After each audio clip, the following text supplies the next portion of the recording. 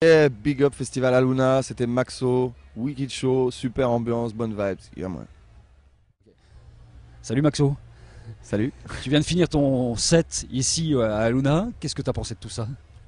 Écoute, si on doit se faire un petit bilan rapide, super ambiance. Pour nous un bon petit condensé, c'était un show d'1 heure à peine, 50 minutes, donc on a réussi à capter la vibe sur peu de temps. Et les gens sont venus, quoi, sont venus partager ça avec nous, quoi. C'était vraiment une bonne vibes, bonne ambiance, quoi. En fait, il y a pas mal de gens qui sont très très connus du reggae français depuis des années. Toi, tu es un petit nouveau d'une certaine façon, mais un nouveau dont on parle beaucoup.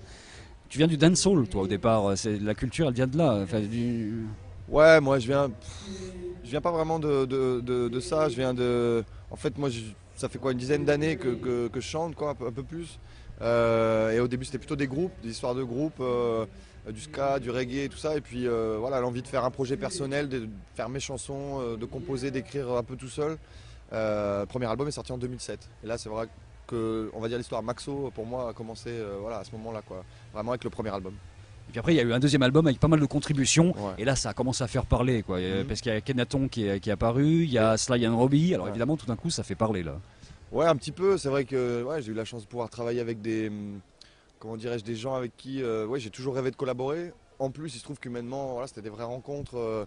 Voilà, Kanatoun nous a reçus à Marseille, à la Cosca, dans leur studio. Il a posé son couplet devant nous en me demandant si tout allait bien. Enfin voilà, c'était vraiment que des belles rencontres. Il n'y a pas eu de.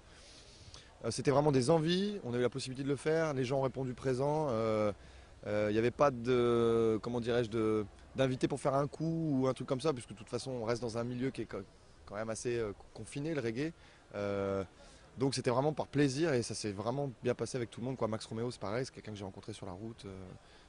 Que des bonnes rencontres. Sur le deuxième album, on a dit beaucoup dans la presse qu'il y avait tout d'un coup un renouveau. C'était le renouveau d'un reggae français. Qu'est-ce qui explique ça, à ton avis? Qu'est-ce qui fait la différence par rapport à la scène reggae française? Par rapport à ce que je fais, tu veux dire? Par rapport aux autres, surtout. C'est toujours compliqué de répondre comme ça. Moi, je pense que ça apporte pas. C'est pas révolutionnaire, dans le sens où le reggae, c'est comme une musique qui existe depuis plus de 40 ans. Donc, ça n'a pas révolutionné. Moi, c'est juste qu'en France, je pense peut-être qu'il n'y avait pas eu des dizaines d'albums sortis en chantant en anglais, par exemple. C'était peut-être ça le truc. Et puis, le fait que je mélange peut-être un peu la soul, le hip-hop, le dancehall, justement, avec le reggae, un peu plus, on va dire, essayer d'amener une touche un peu moderne dans tout ça.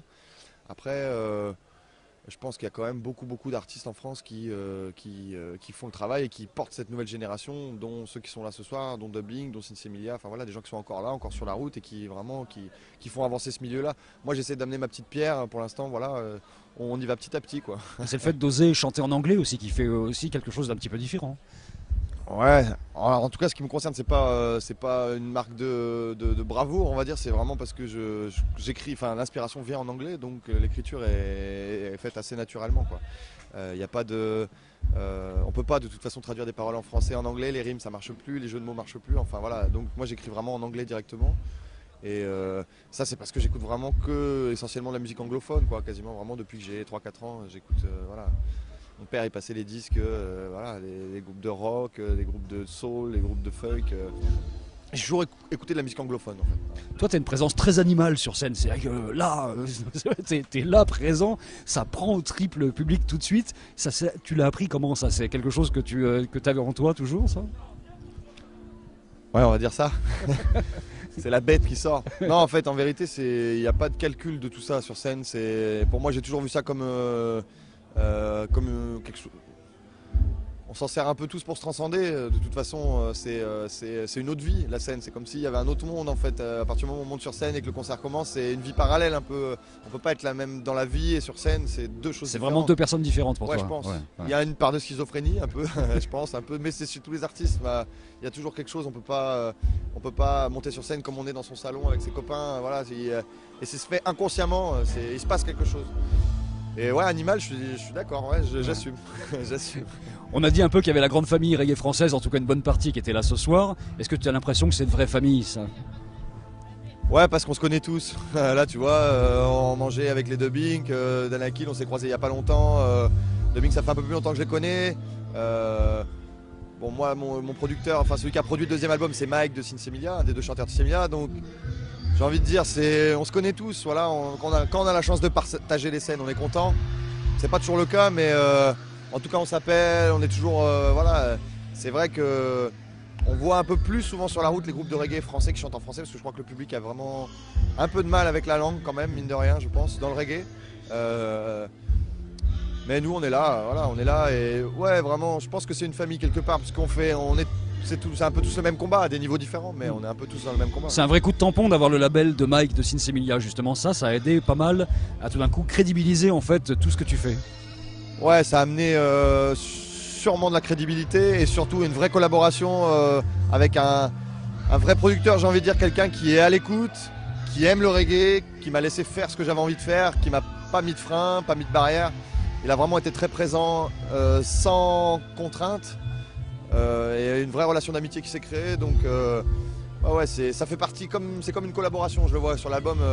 Il a un rôle de producteur, mais il a eu un rôle de conseil, d'ami, de plein de choses. Et effectivement, sur certains médias, ça peut être plus facile et ça peut être aussi déstabilisant pour d'autres. Enfin, il n'y a pas vraiment de règles, j'ai envie de dire. Ce qui parle après, c'est la musique aussi. Apparemment, tu prévois déjà un 3e album dont on murmure déjà que ça va déchirer. Est-ce qu'il y a des prestations comme ça, des collaborations avec d'autres qui sont prévues déjà?